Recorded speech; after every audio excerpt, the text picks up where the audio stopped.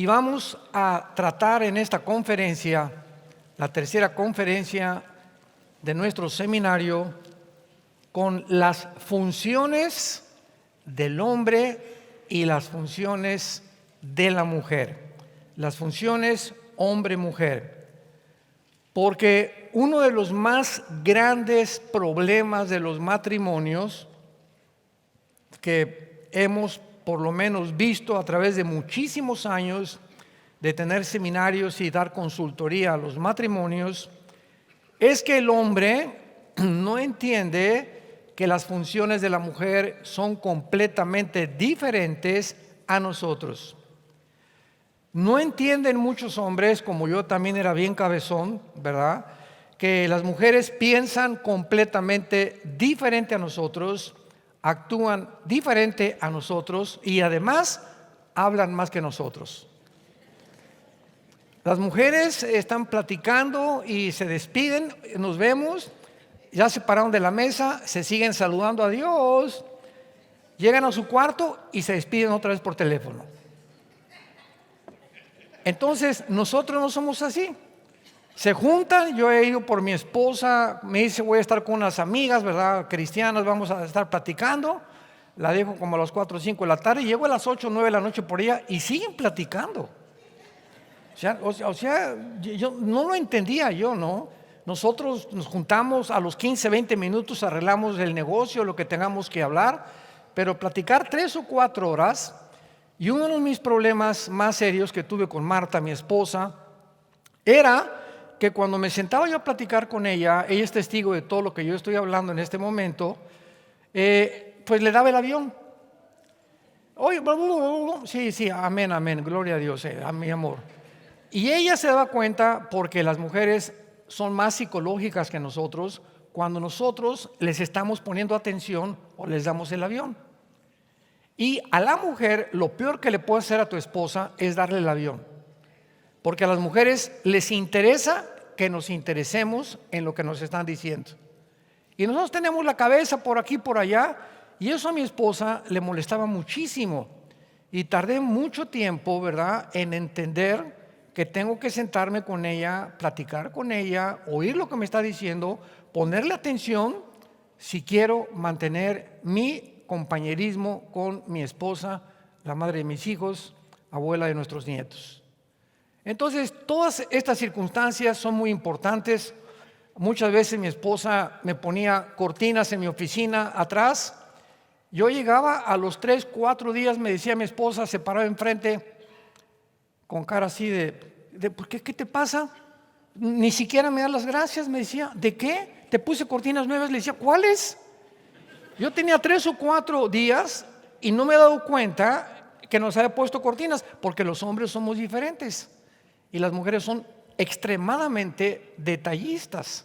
Y una maceta, yo vengo a los desayunos muchas veces en las mesas ponen floreros. Me dice, ¿te gustó el florero que hubo en el desayuno? ¿Cuál? Le digo. No nos fijamos en esas cosas. Y para poder entendernos el uno al otro, tenemos que entender precisamente que Dios nos hizo diferentes. Y mientras no entendamos estas diferencias, vamos a tener problemas de comunicación y problemas que pueden convertirse más adelante en problemas que pueden crecer.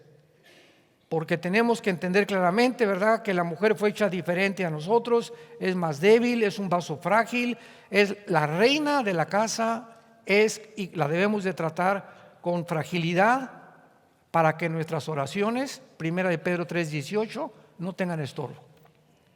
Si Dios ve que tú no tratas a tu esposa con la delicadeza, con la consideración, con la empatía que ella debe y merecen tener, Dios no nos escucha.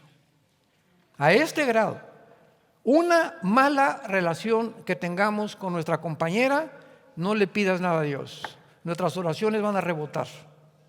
¿Y por qué me fue mal el trabajo? ¿Y por qué me fue mal aquí? Hay una raíz siempre que produce hiel y amargura.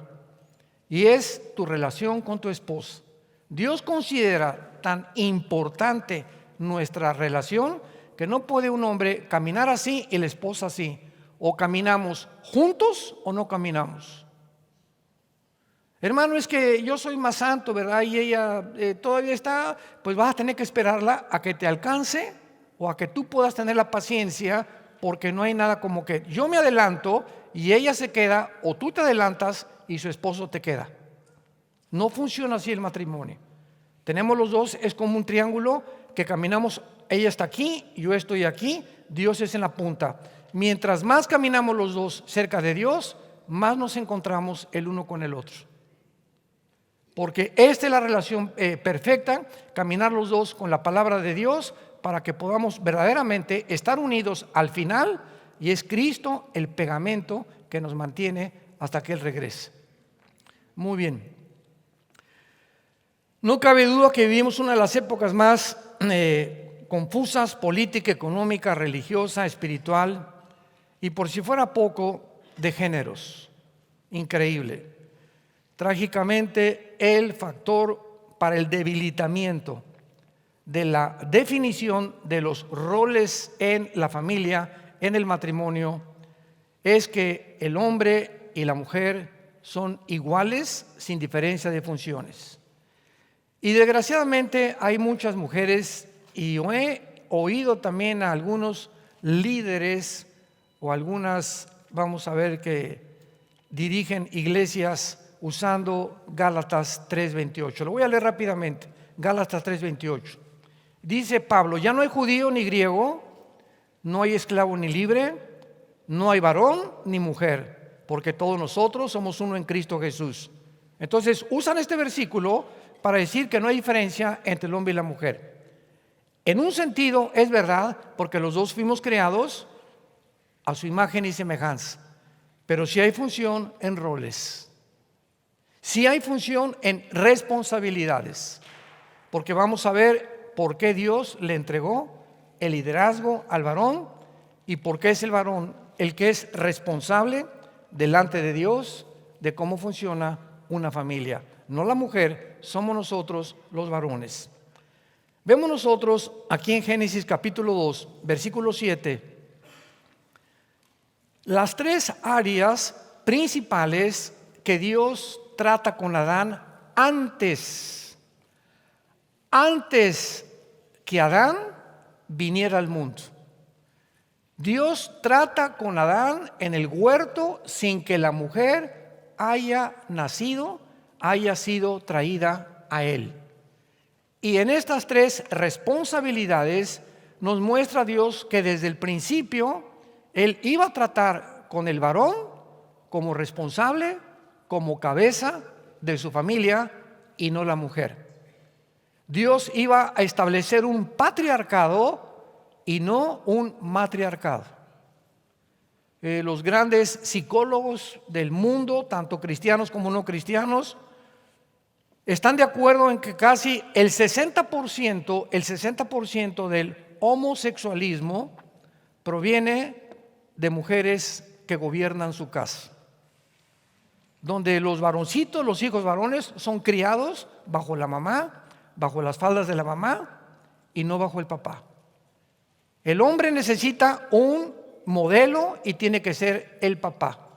El papá tiene que ser el héroe del hijo, el papá tiene que ser el guía, los hijos tienen que ver al papá como sus dirigentes. Yo quiero ser como mi papá, no como mi mamá. Entonces, qué importante son las responsabilidades que Dios nos da, porque tienen consecuencias tarde o temprano a la larga. Jehová Dios, Génesis 2:7, formó al hombre del polvo de la tierra, sopló en su nariz aliento de vida y fue el hombre un ser viviente. Cuando una vez en una universidad tuve un debate me acuerdo en los 80s, en la Facultad de Filosofía y Letras de la UNAM, casi todos eran en aquel tiempo comunistas, ateos, sin saber ni lo que estaban diciendo. Fui a dar una conferencia sobre las evidencias científicas de la Biblia. Y pues todos estaban interesados, ¿verdad? ¿Qué de ciencia? Si es un libro religioso. Y comencé a desarrollar la conferencia para decirles: en la Biblia encontramos más evidencias científicas que en la teoría de la evolución. Y desgraciadamente, ¿verdad? Pues hay maestros de todo tipo. Se acercó el vicedirector de la escuela de la filosofía en aquel tiempo y me quiso ridiculizar enfrente de todos los estudiantes. Eran como 90, 100 estudiantes más o menos en esa facultad. Y me dice, ¿usted es de esos cristianitos que creen que venimos de una pareja? Y le contesté, ¿y usted es de esos que creen que venimos de chita?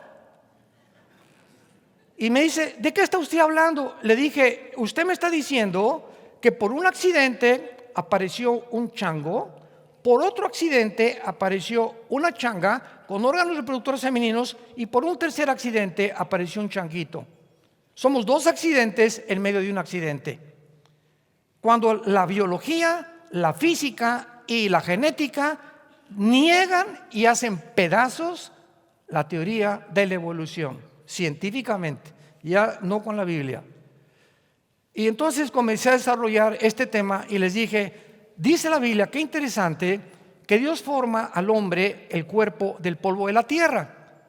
Queridos estudiantes, me dirigí a ellos, ¿sabían ustedes que la tierra tiene 19 elementos químicos?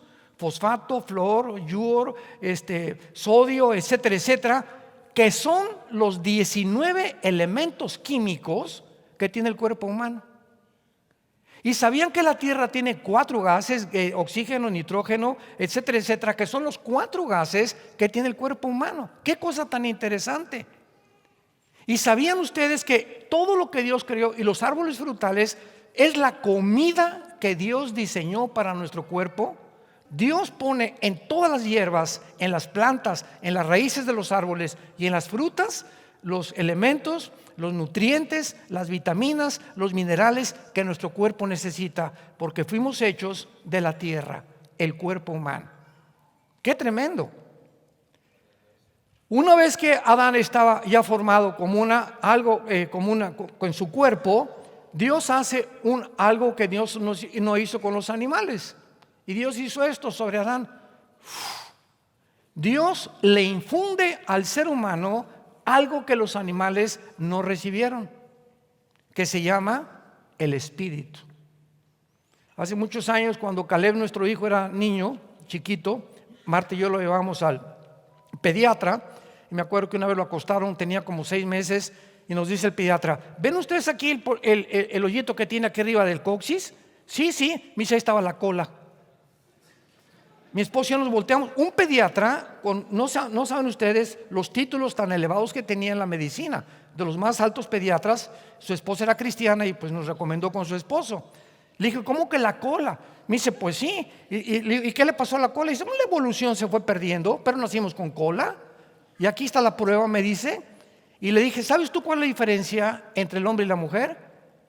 El espíritu. Porque los animales no tienen conciencia de la existencia de Dios.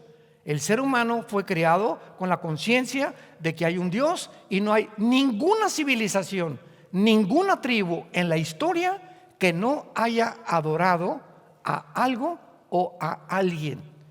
Y cuando el ser humano no conoce a Dios, agarra un palo, un tronco y forma un ídolo, o una piedra y adora un ídolo.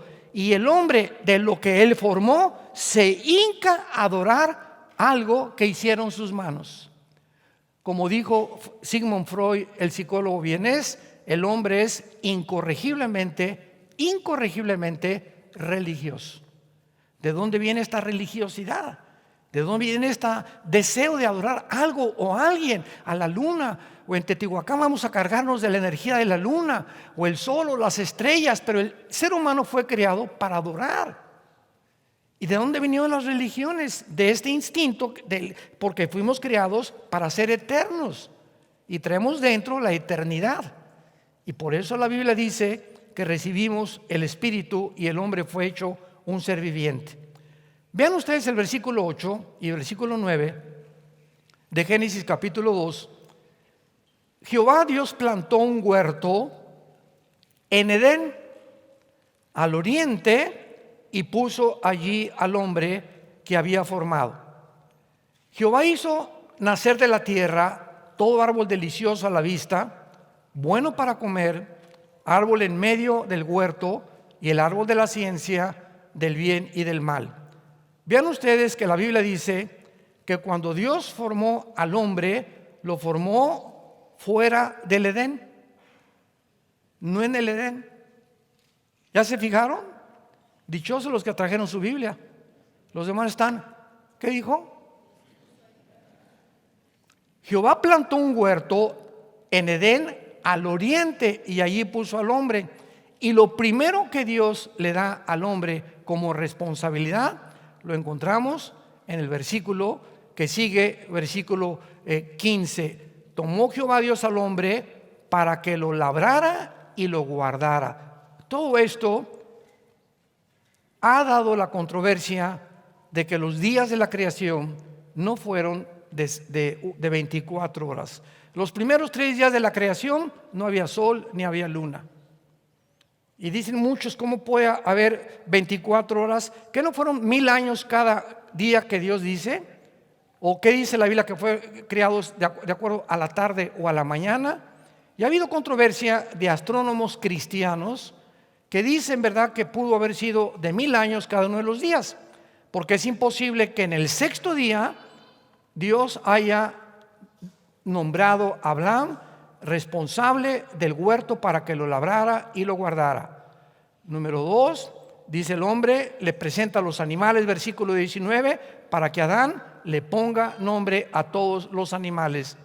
Y número 3, versículo 21, Dios hace caer a Adán en un sueño profundo, mientras que éste dormía, toma una de sus costillas, cierra la carne en su lugar, y de la costilla, la palabra costilla en el hebreo es tselá, con T de tío, S de Samuel, E de Enrique, L de Lola, A de Armando, tselá, que significa del lado o del costado. De ahí Dios saca una costilla y hace al hombre una mujer, le hace del hombre una mujer y la trae al hombre. Qué interesante que se descubra que es en los huesos donde se forma la sangre. Cuando yo les pregunto a muchos estudiantes, ¿quién fue primero, el huevo o la gallina? ¿Qué contestarías tú? ¿Y quién puso la gallina? Porque todas las gallinas vienen de huevo. Y si hay huevo, pues tuvo que haber una gallina. Bueno, vamos a voltear la pregunta. ¿Quién fue primero, el hombre o la mujer? El 90% de los estudiantes científicos, médicos con los que hemos estado en hospitales nos contestan, tuvo que haber sido una mujer, porque todos venimos de una mujer. No hay nadie en el mundo que no haya tenido mamá. Y la Biblia nos dice que no fue así, que primero fue el hombre y del hombre saca Dios a la mujer. Y cuando se descubre la genética de que la mujer tiene cromosomas XX y el hombre XY, nos damos cuenta por qué la sabiduría y la declaración científica de la Biblia de que Dios no podía sacar de la mujer al hombre por tener 2 cromosomas XX, pero como el hombre tenía la X y tenía la Y del material genético de la mujer, del hombre, Dios saca a la mujer, porque si hubiera sido al revés, no hubiéramos podido reproducirnos genéticamente. Esto fue escrito hace más de 3.500 años. Médicos que nos acompañan, señores científicos, agnósticos y ateos. ¿Quién le dijo a Moisés cuando escribió el Génesis que fuimos formados del polvo, que fuimos formados genéticamente, que fue primero el hombre y de ahí sacó la mujer? ¿Quién le dijo a Moisés los datos tan importantes que se descubren después? Que la sangre se forma dentro de los huesos y que es de la sangre de donde Dios hace al hombre, y que es a través de la circulación de la sangre que tenemos la vida, porque la Biblia escribió antes que se descubriera la circulación de la sangre que la vida del hombre está en la sangre. Y actualmente vas a una biometría hemática o vas a cualquier laboratorio que te hagan, y en la sangre está si tienes esto, si tienes linfocitos, eritrocitos, glóbulos blancos, todo se encuentra absolutamente en la sangre. Y lo más interesante es que a través de la sangre se transmite el pecado.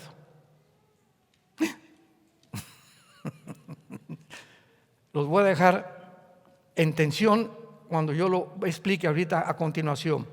Bueno, entonces esto es muy importante porque la creación del hombre nos muestra claramente que el hombre recibe las responsabilidades de cuidar, de ponerle nombre a los animales, y la mujer es sacada del varón y no el varón de la mujer. Repito, por cuestiones genéticas que después se descubrieron por el doctor Collins, director del genoma humano en la última década del siglo pasado.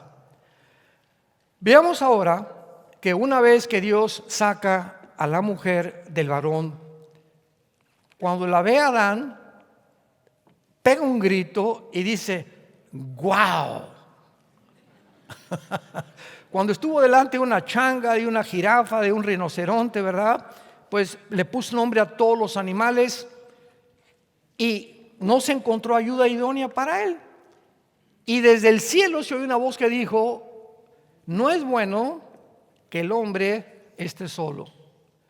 De acuerdo a la perspectiva divina, Dios creó al varón socialmente y de una forma especial para que pudiéramos reconocer nuestra necesidad de tener una compañera, una amiga, un amante, una esposa, una madre de nuestros hijos, y que cuando lleguemos a los 70, 80 años nos dé masajito en los pies y nos tape con una colchita cuando tengamos frío.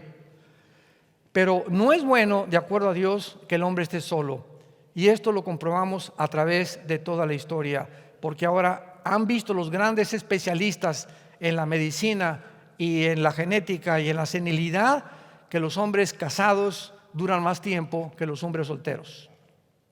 Algo demostrado médica y científicamente. Y el versículo 24, en 3 palabras se declara qué es el matrimonio. Con 3 palabras se declara qué es el matrimonio. Vean la simpleza de la Biblia, simplemente compleja, aparentemente simple.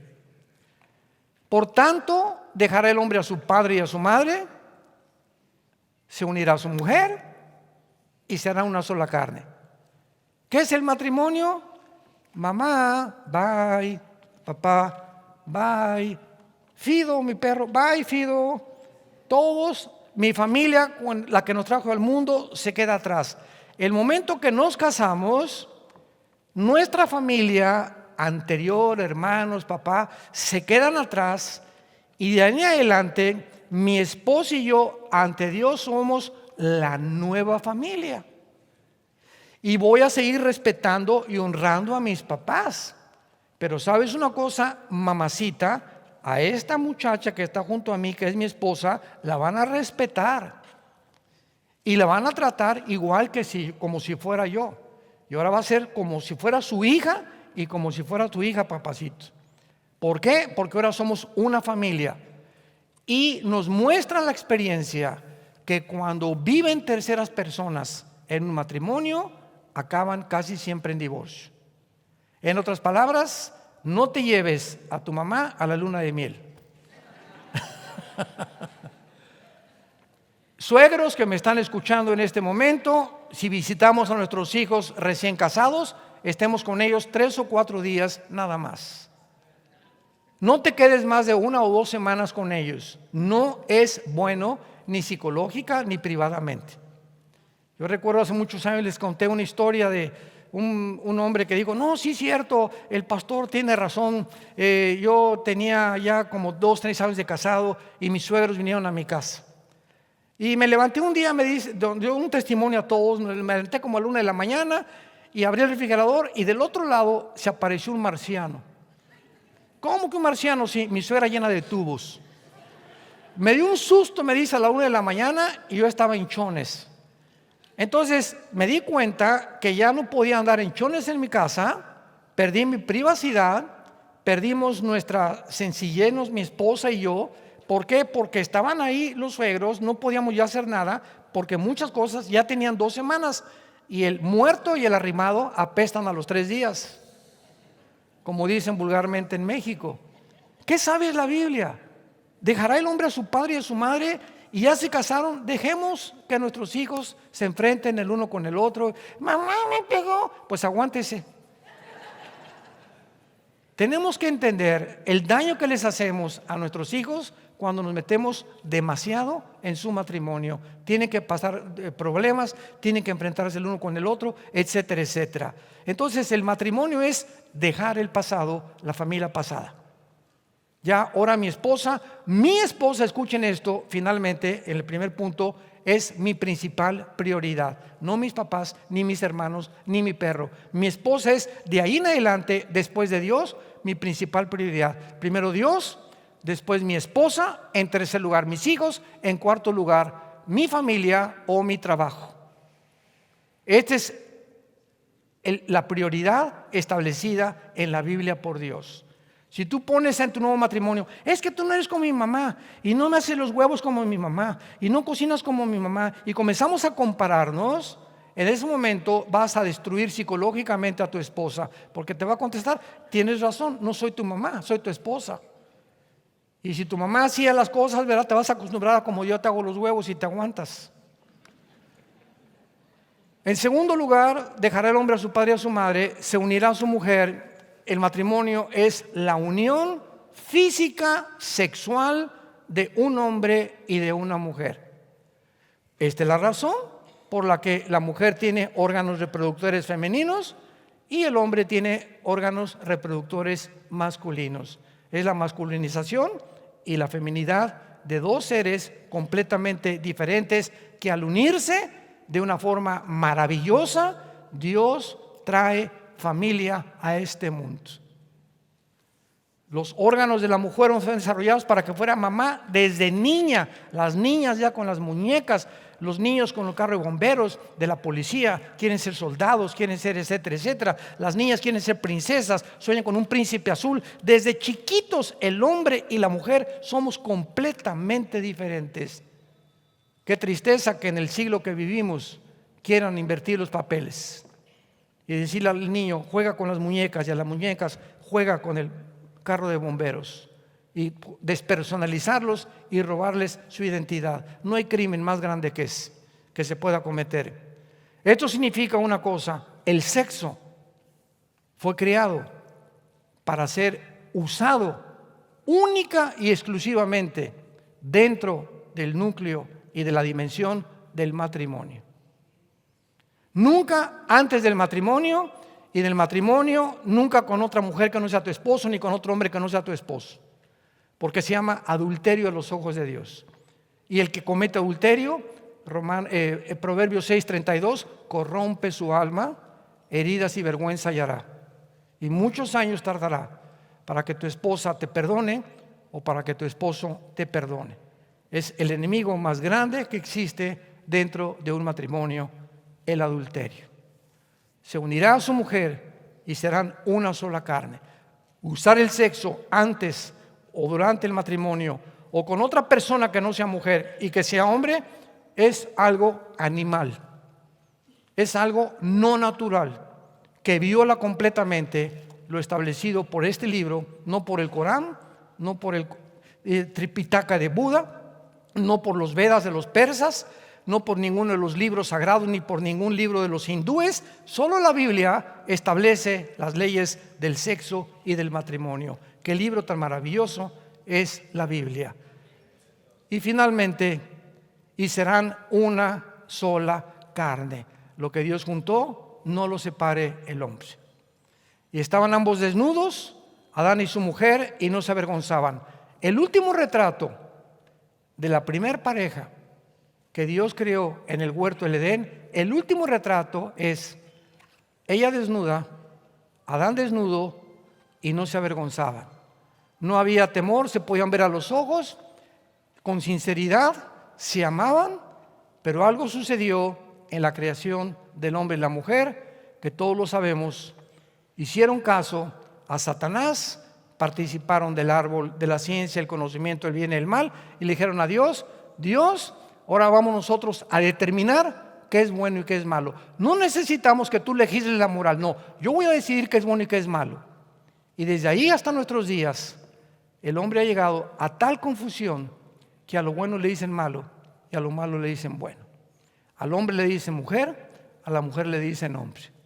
A esa confusión final llegó el ser humano. Veamos pues ahora que estas funciones fueron hechas completamente diferentes. Y lo primero que encontramos nosotros es que Dios le da este liderazgo al hombre y comprendemos el significado del liderazgo. Cuando el hombre no comprende lo que es un líder, confunde la autoridad con el autoritarismo, confunde el liderazgo con la dictadura. Y el hombre comienza a decir: es que yo soy aquí el que truena los chicharrones y usted tiene que obedecerme, y si quiero ver películas pornográficas las vas a ver conmigo, y vas a hacer esto y vas a hacer aquello. Y hay mujeres que sí, mi amor, lo que tú digas, porque la Biblia dice que debemos estar sujetas a ellos. ¿Cuántas mujeres son tan tontas que creen que eso es someterse al hombre? Y Dios no te manda a ser un borrego que obedezcas a un lobo. ¿Por qué? Porque no has entendido, ni el hombre tampoco, a distinguir lo que es el liderazgo. En primer lugar, esta palabra líder suena a veces muy fuerte para algunas mujeres. Por ejemplo, esta palabra se puede usar para un director de orquesta. Tiene que haber un líder en un director de orquesta. No son dos, ni el violín, ni el violonchelo, ni la trompeta. Tiene que haber un hombre dirigiendo una orquesta. Para un entrenador de un equipo de fútbol tiene que tener un líder. Tiene que tener alguien que dirija a los 11 jugadores en el fútbol soccer. Para un gobernante hay un presidente, no hay dos presidentes. Hay un capitán de un barco, no hay dos capitanes de un barco, hay uno. Para un guía de turistas es un guía el que te guía. Para un jefe militar, el soldado se somete al cabo, el cabo al teniente, el teniente al coronel, el coronel al general. Pero tiene que haber siempre una cabeza en cualquier circunstancia. En una escuela hay un director de escuela. Un piloto tiene que ser el jefe del avión. Y cuando tú vas en un avión comercial, el piloto es el jefe. Y si el piloto dice a un pasajero: te bajas del avión y yo ordeno esto, toda la tripulación se somete al piloto. Durante el vuelo, el único jefe. Puede ir el presidente de la República en el avión, puede ir Juan Charrasqueado en el avión. El jefe es el piloto del avión y se hace lo que el piloto dice. Esto es lo que Dios quiere entender, que el líder masculino no debe pervertir su autoridad en autoritarismo. Recordemos que cuando somos la cabeza de nuestra familia, tenemos que estar antes sujetos a Cristo. 1 Corintios 11:3. Cristo es cabeza del hombre, el hombre es cabeza de la mujer. ¿Quieres ser cabeza de tu mujer? ¿Quieres tú ser el líder de tu casa? Antes sométete a Cristo. Tú no puedes ser líder de tu casa ni tener la autoridad divina mientras tú no te sometas a la autoridad de Jesucristo. Para mandar tenemos que antes someternos a otra autoridad. No hay autoridad sin autoridad. ¿Me siguen? Yo no puedo ejercer una autoridad si yo no estoy sujeto a una autoridad, porque sería completamente, ¿verdad?, algo que no funcionaría. Yo puedo ejercer mi autoridad simplemente porque estoy sujeto a Cristo. Y cuando ejerzo mi autoridad con mi esposa, cuando Dios ve que yo me sujeto a Él, Dios entonces honra mi autoridad y Él es el que cambia a mi esposa, no yo. Hoy en la mañana le dije a una persona: yo le doy gracias a Dios que no somos dioses. Yo no puedo cambiar a mi esposa, ni a ninguno de mis hijos, ni a mi mamá, ni a mis suegros, ni a mis primos, menos a mi perro. No podemos cambiar a nadie. Esto le corresponde a Dios. El cambiar un corazón y una persona, no somos dioses. Si yo quiero cambiar a mi esposa, te vas a someter, o la esposa, pues tienes que venir a la iglesia. El pastor dijo que vas a arder en el lago de fuego. Así menos tu esposo va a hacer caso. Si tu esposo tiene un problema, tienes que orar por él y descubrir el poder de la oración. Entonces la autoridad tiene que ser ejercida si antes hay autoridad, para que Dios te honre delante de tu esposo y delante de tus hijos. porque es la forma como funciona espiritualmente. En segundo lugar, no implica superioridad. Ningún líder es infalible, ni tampoco superior a los que dirige. Tanto el hombre como la mujer somos iguales espiritualmente porque fuimos creados a la imagen y semejanza de Dios. Y finalmente, el líder debe siempre de proteger a la mujer. Efesios 5, 28 al 29. Para que podamos nosotros entender que cuando viene una persona en la noche y quiere meterse a la casa, ¿quién sale a enfrentarse al ladrón? ¿Él o ella? Él, ¿verdad? Porque ahí está. Él es el que debe proteger, no ella a nosotros. Nosotros debemos protegerla a ella. Así fue como Dios nos diseñó y nos creó. Si yo voy por la calle y alguien nos insulta o insulta a mi esposa, ella no va a salir a defenderme. Yo tengo que defender al que insulte a mi esposa. ¿Por qué? Porque yo soy el responsable de proteger a mi esposa. Dice Efesios capítulo 5, versículo 28. Los maridos deben amar a sus mujeres como a sus mismos cuerpos. El que ama a su mujer, a sí mismo se ama, porque nadie aborreció jamás su propia carne, sino que la sustenta y la cuida como Cristo a la iglesia. Yo le hago un daño a mi mujer, no sé que me estoy haciendo daño a mí. Vean esta ley impresionante, inexorable espiritualmente. Yo le hago un daño a mi esposa, yo le tengo rencor a mi esposa, yo golpeo a mi esposa, yo la trato como una sirvienta y no como mi esposa, como mi amante, como la madre de mis hijos. Sin embargo, soy tan tonto que no entiendo que me estoy dañando a mí primero. Porque Dios me está viendo y las cosas no me van a salir bien y Dios de alguna manera va a tratar con mi vida para que yo entienda cuál es el orden y la prioridad de mi vida. No se engañe el hombre, lo que sembramos tenemos que recoger. El que le hace daño a su esposa, primero se daña a sí mismo. Nadie puede ensuciar el objeto que uno ama. Así que si tú realmente amas a tu esposa, la respetas, la proteges, la cuides, la diriges, oras por ella y tratas de, cuando te esté hablando, ponerle atención. Recuerden de eso también, que es muy importante.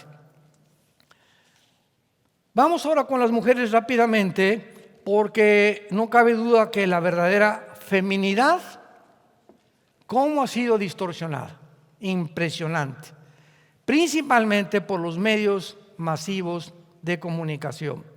Cines, teatros, películas, telenovelas, revistas, etcétera, etcétera, retratan actualmente a la mujer más hombruna, más tosca, más agresiva, más violenta, más seductora, más independiente del varón. ¿Por qué? Porque es lo contrario a lo que Dios nos dejó para obedecer. Viene Satanás y destruye o trata de destruir toda la imagen y la identidad que nos dejó escrita en su palabra. Vemos nosotros a continuación algunas características positivas y negativas femeninas. Veamos las positivas. Una mujer positiva, una mujer de Dios, es animadora. Mi amor, tú puedes, échale ganas, estás guapo, aunque tienes cara de iguana, pero me gustas. Compasiva, dulce, gentil, tierna, considerada, sabia, espiritual, sincera, confiable, obediente, cariñosa, graciosa, delicada, quieta, fiel y pura a los ojos de Dios. Tenemos como ejemplo en la Biblia a Sara, Noemí, Ruth, María, la madre de Jesús, Marta y María, amigas de Jesús, Loída, Eunice y la abuela y madre de Timoteo. Así que cuando nosotros estamos hablando de las cualidades positivas de la mujer tiene que entender esto. Mañana vamos a hablar de lo que el hombre necesita y las necesidades de un hombre para que las mujeres entiendan qué es lo que necesitamos nosotros. Pero tú tienes que entender qué necesita una mujer, ¿verdad? Porque una mujer negativa es una mujer pasiva, seductora, cautivadora, coqueta, vana, manipuladora, quejumbrosa, agresiva y chantajista y extorsionista también. Vemos nosotros en Proverbios capítulo 2 que el rey Salomón describe estas características negativas de una mujer. Proverbios 2, 16 al 19. Y nos promete a los hombres: serás librado de la mujer extraña, de la ajena que halaga con sus palabras, la cual abandona al compañero de su juventud y se olvida del pacto de su Dios. Este tipo de mujer, tarde o temprano, si Dios te llamó y eres obediente, Dios te la quita, Dios se la lleva. Serás librado de esa mujer porque tú quieres servir a Dios. Y si esa mujer ve Dios que no va a cambiar y que no es la mujer que te puede realmente levantar y ayudarte, porque la mujer necia destruye con sus manos su casa, la sabia levanta su casa y levanta a su varón. Una mujer hunde o una mujer levanta a un varón. Es el poder tan grande de la feminidad. Entonces no nos preocupemos, vuelvo a repetir, Dios, si no funciona tu esposa, tarde o temprano o se la lleva o algo pasa. Si no funciona tu esposo, tú sigues sirviendo a Dios con todo tu corazón y el gavilán pollero te va a dejar. Ábrele la jaula, ¿verdad? Adiós, nos vemos. Si quieres irte, pues vete. O mujer, te quieres ir, ahí está la puerta, vete, te pongo tu maleta con mucho gusto. Adiós, ¿verdad? Pasa un año, de acuerdo a las leyes en México, te puedes divorciar al año si eres abandonado en tu hogar. Se llama abandono de hogar. Y es una de las causas únicas del adulterio, abandono o adulterio, para poder divorciarse. No hay ninguna otra causa para poder divorciarse bíblicamente. Si él se va o ella se va y pasa un año y no ha regresado, lo más seguro es que ya se fue con otro o ya se fue con otra. No te vas a quedar. ¿Y por qué, hermana, está así como monjita con la cara de la Madre Teresa? Ay, hace 5 años se fue mi esposo y lo sigo esperando. Porque las hermanitas de la caridad en la iglesia me dijeron que lo siguiera esperando porque tengo que estar sujeta a él. ¿Verdad? Esa hermana, ¿verdad?, no es realmente una persona cuerda, ni sabia, ni mucho menos, porque no ha entendido que no nos llamó Dios a servidumbre. 1 Corintios capítulo 7 del 15 en adelante. Cuando eres víctima, Dios te bendice y Dios tiene otro plan para tu vida. Pero cuando tú obedeces a Dios, Dios te premia, te recompensa. Y si un hombre o una mujer estorban el plan de Dios para tu vida, Dios te lo quita de tu vida o te la quita de tu vida. Porque Dios no nos llamó a vivir en esclavitud todos los tiempos de nuestra vida. Vemos nosotros también claramente que cuando una mujer es con estas características, una mujer tiene que demostrar verdaderamente su obediencia mientras el esposo no la obligue a cometer algo que viole la palabra de Dios. Por ejemplo, hay 3 instituciones que Dios fundó. Número 1, el matrimonio de la familia. Número 2, la iglesia. Y número 3, los gobiernos. Si un presidente, no importa el que sea, o un César o un emperador, hacen un edicto desde mañana, se prohíbe de la Biblia, no nos podemos sujetar al gobierno. La iglesia primitiva se tuvo que reunir en las catacumbas porque les prohibieron los césares leer la Biblia y adorar a Dios. No podían obedecer, siguieron reuniéndose y cuando los capturaban, los echaban al Coliseo Romano. Cuando en una institución como en una iglesia el pastor te obliga a hacer cosas que no están en la Biblia, vete a otra iglesia, porque el pastor no puede violar la palabra de Dios. Un pastor no le puede decir a una pareja divórciense, tampoco podemos decirle cásense. Nosotros como pastores damos el consejo nada más. Hermano, me quiero divorciar, mira, te voy a poner los pros y los contras de tu caso.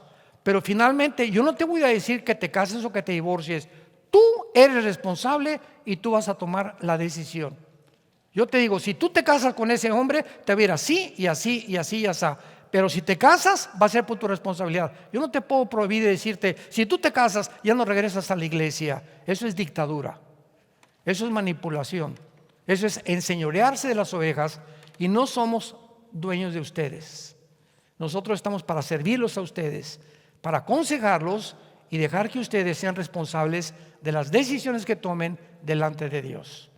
De otra manera, esa iglesia es un autoritarismo, es una dictadura, ¿verdad? Es una forma arbitraria de gobernar. No podemos tomar ese papel. Si tu esposo te dice, vamos a ver una película pornográfica porque tienes que sujetar conmigo, discúlpame, Panchito, Dios me dice, ¿verdad?, que es pecado lo que tú estás haciendo, no me sujeto a ti. Pues si no sujetas un par de cachetadas, dame las que tú quieras, no voy a hacer lo que tú dices, porque estoy violando una ley de Dios superior a que me sujete yo a ti. ¿Me van siguiendo? Y cuando nosotros tenemos este tipo de autoritarismo, no tenemos por qué someternos. Yo recuerdo ahora cuando vino la pandemia, ¿verdad?, que las iglesias tienen que de alguna manera cerrar los clubes, etcétera, etcétera. Y nosotros en los 2 años de pandemia no nos sometimos a los dictámenes de la Organización Mundial de la Salud. Entonces, como la gente tenía miedo de ir al lugar, porque no es el templo somos nosotros, recuerden, vamos al templo, eso no es bíblico, eso es un edificio, nosotros somos el templo como personas. ¿Qué hicimos? A través de online, todos los días dábamos estudios bíblicos. La iglesia nunca se cerró porque usamos la tecnología para seguir alimentando a las ovejas. Nadie nos puede prohibir eso, jamás, ni leer la Biblia, ni tampoco dejar de reunirnos. Y si nos prohíben en un lugar, nos escondemos en algún otro lado, pero nosotros seguimos obedeciendo a Dios. Dice Hechos capítulo 4 que cuando les prohibieron a los apóstoles, ustedes no pueden predicar ya, les contestó Pedro, juzguen si es justo delante de Dios obedecerlos ustedes o obedecer a los hombres. Juzga, Pancho, si es justo obedecerte o obedecer a mi patrón. Juzgue, pastor, usted me está dando una indicación que viola la palabra de Dios, no me someto a ustedes. Cuando el gobierno obliga a algo así, es cuando nosotros tenemos que rebelarnos con la autoridad superior a la que debemos obediencia hasta el final de nuestra muerte. Señor, te damos gracias en esta tarde por tu palabra y te damos gracias porque lámpara es a nuestros pies, lumbrera a nuestro camino. Señor, cuánto anhelamos que nos des un espíritu de sabiduría, de revelación, de inteligencia, de conocimiento, de discernimiento de espíritus. Un mundo tan confundido, donde a través de los medios de comunicación, la televisión, los programas, los gobiernos, manipulados, influenciados por el mundo espiritual de las tinieblas, nos quieren matar, nos quieren debilitar físicamente, mentalmente, quieren arruinar nuestro matrimonio, nuestra familia, nuestros hijos. Pero nosotros no somos de las tinieblas, somos hijos de la luz. Levantemos la lámpara, exhibamos la maldad del mundo y el pecado del mundo, porque no ponemos nada contra la verdad, sino por la verdad. Jesucristo le dijo a Pilato cuando lo iba a condenar: yo para esto he venido al mundo, dijo Jesús, para dar testimonio de la verdad. Todo aquel que es de la verdad, oye mi voz.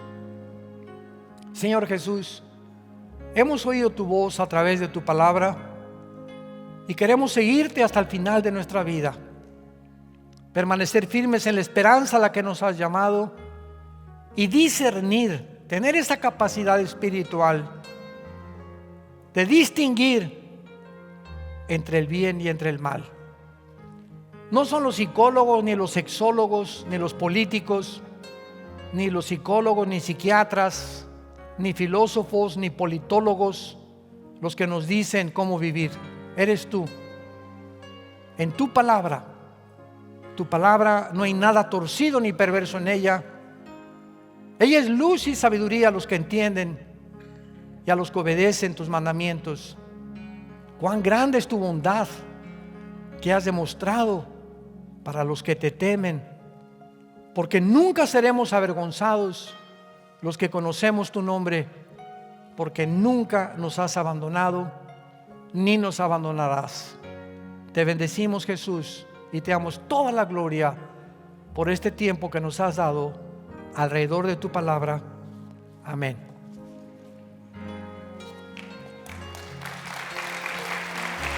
Gracias a Dios por este libro maravilloso. Gracias, Padre Santo, por tu palabra.